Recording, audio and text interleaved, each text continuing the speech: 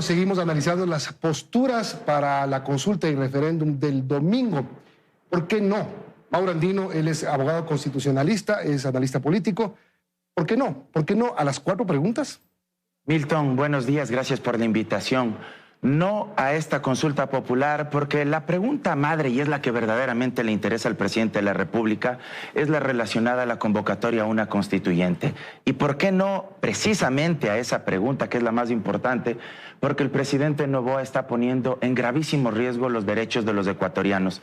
Derecho a la seguridad social, ha dicho él que el IES debe dejar de ser un prestador de salud para que esto pase a manos del Ministerio de Salud Pública y que los jubilados y los afiliados al IES se atiendan ahí. Un Ministerio de Salud Pública que recibió un recorte durante el gobierno del presidente Noboa en diciembre de $1.300 millones, porque se ponen en riesgo los derechos de los trabajadores, Milton.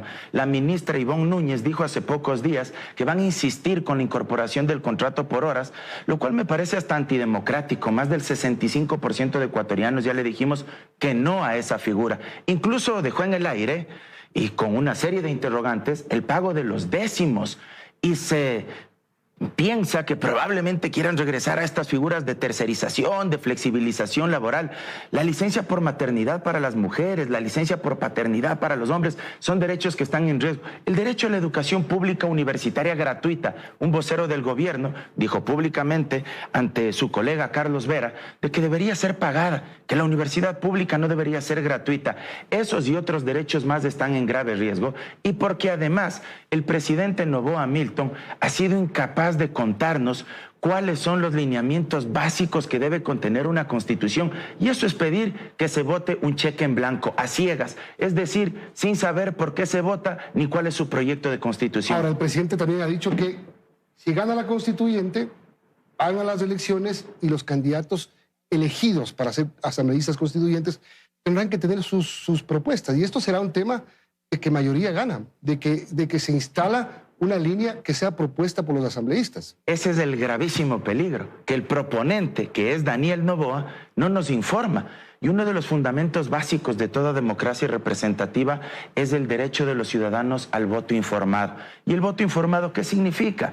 Que si es que hay elecciones, sea para elegir candidatos de elección popular o sea para elegir preguntas en una consulta popular, quien propone nos diga por qué propone, qué es lo que va a hacer en caso de ganar el sí, cuáles son los contenidos de esa constitución, para que el ciudadano libremente pueda decidir. Pero lo que hace el presidente Noboa es tomar una posición política bastante opaca, decirle al pueblo ecuatoriano, primero voten sí y luego les digo qué es lo que voy a incorporar en la constitución. Eso es más o menos como ir al médico, Milton, permítame este ejemplo. Usted se hace atender con el médico y el médico sin radiografía, sin tomografía, le dice, ¿sabes qué? Te voy a operar.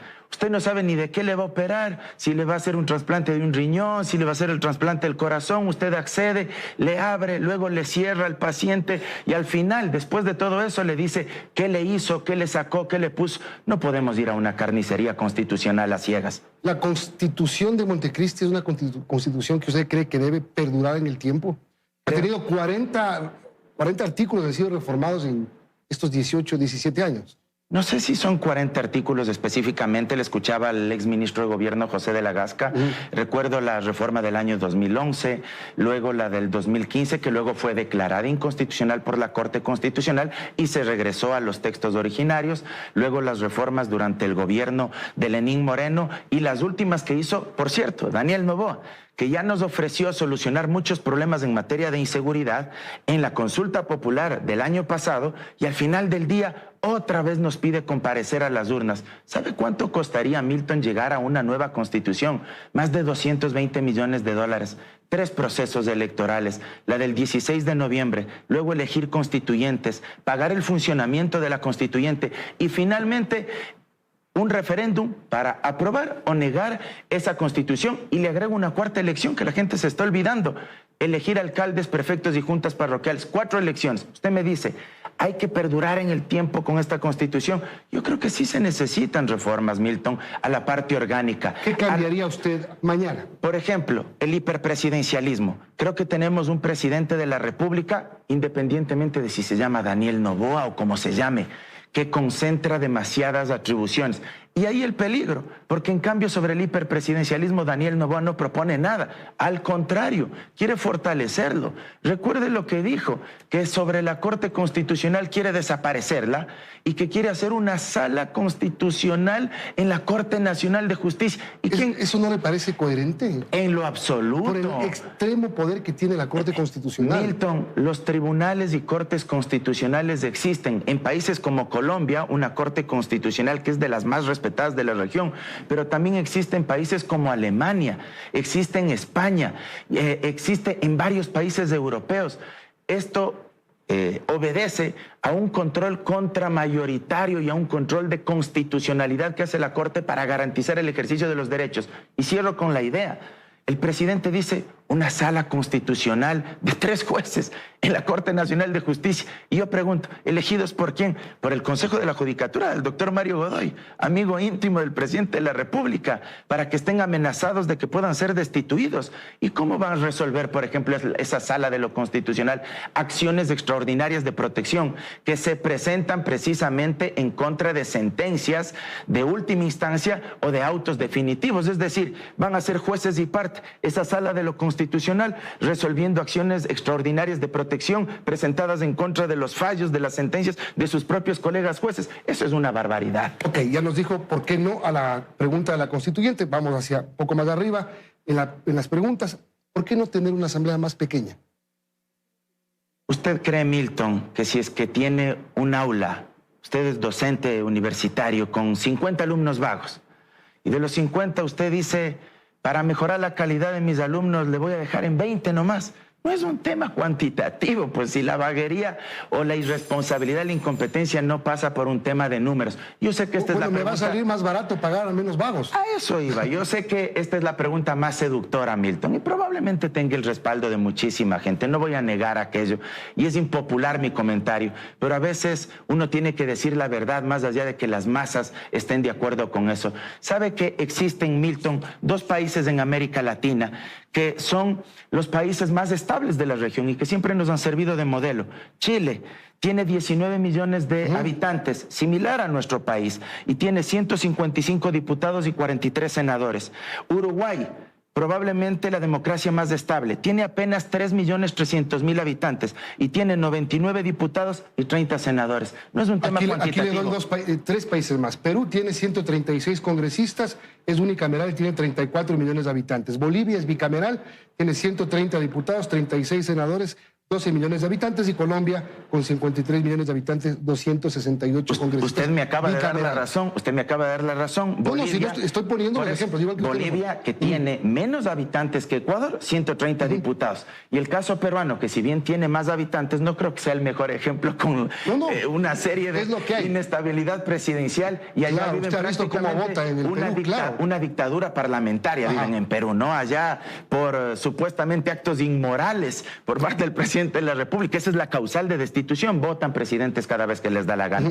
Pero algo de fondo, Milton, y aquí hago algunas propuestas. Si el presidente Noboa quiere mejorar la calidad de la representación política, ¿por qué no reforma el Código de la Democracia? Y no se necesita para eso una constituyente. Sancionar el transfugismo político, los camisetazos. ADN es una recicladora, Milton, perdón que sea así de crudo, que ha reclutado una serie de camiseteros, desde la Revolución Ciudadana hasta Pachacútiga, hasta el Partido Social Cristiano. Sancionar el transfugismo político con la pérdida del escaño, a menos que hayan hecho uso del derecho a la objeción de conciencia.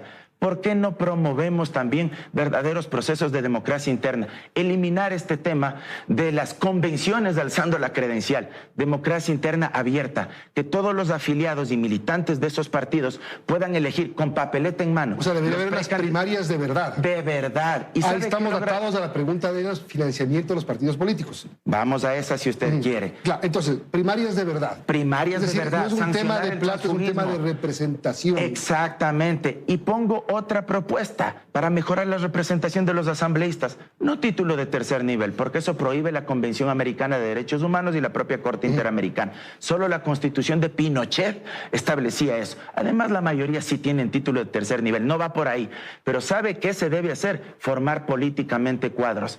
Yo propongo 200 horas mínimo de formación en cada partido político, que aprueben un curso de ciencia política, de derecho constitucional, de derecho parlamentario y de economía economía política, pero que ese curso no lo maneje únicamente el partido o movimiento político, sino que sea coordinado con universidades públicas y privadas del país para que certifiquen el curso y con el Instituto de la Democracia, que es el organismo adscrito al Consejo Nacional Electoral.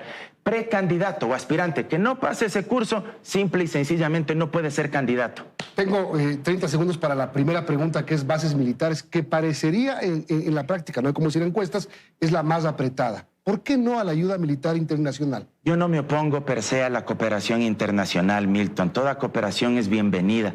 El problema es que aquí se tiende a idealizar que solo con los norteamericanos podemos coordinar. Y eso me parece que nos incorpora en un juego peligrosísimo a nivel de la geopolítica a nivel internacional. El mundo ya no es unipolar. Bueno, dijo el gobierno que están hablando con Brasil para unas bases en la Amazonía. ¿Qué tal si el día de mañana quiere venir China con otro gobierno de otra corriente ideológica? Claro, o Corea del Norte también. O Corea del Norte, imagínese usted, o Rusia, o Irán. ¿Dirán lo mismo quienes hoy están a favor? No tenemos que tomar partido por ninguna de las superpotencias, porque ese no es nuestro papel en la geopolítica a nivel internacional, pero sí recibir cooperación de cualquiera de esos países. Pero solos no podemos, en eso estamos de acuerdo. Claro, pero por supuesto, pero no una base militar extranjera, norteamericana específicamente. No dice norteamericana en la pregunta. Pero dice eso es lo que buscan. Perdóneme, Milton, si es que usted les pregunta que quisieran una base militar china, se les va a erizar la piel. Pero vamos más allá. Hay 3 acuerdos militares firmados con Estados Unidos, 2 con Guillermo Lasso, 1 con Daniel Noboa, y los 3 son acuerdos militares de cooperación terrestre, aéreo y marítimo. ¿Por qué no se usa eso? Y vamos más allá. La base militar norteamericana, cuando estuvo en el Ecuador, provocó, entre otras cosas, el cometimiento de 118 delitos cometidos por militares norteamericanos. Hubo impunidad de más de 300 militares norteamericanos, y en el año 2002, 18 pescadores fueron desaparecidos y hasta el día de hoy no se encuentran sus cuerpos. Terminamos. Oiga, doctor, si gana el sí, ¿usted va a ser candidato? ¿Lo ha pensado? No lo he pensado todavía. Tengo mucha confianza de que el no va a ganar, al menos en esta pregunta de la constituyente y de las bases militares extranjeras, por lo que implica los riesgos que existen, y luego de eso veremos. Lo que sí le digo, Milton, yo siempre he estado del lado de la defensa de los derechos de las grandes mayorías y he estado al lado de la defensa de los derechos de los más débiles. Ese ha sido siempre mi papel. Mauro Andino, gracias, doctor Mauro Andino, abogado constitucionalista, analista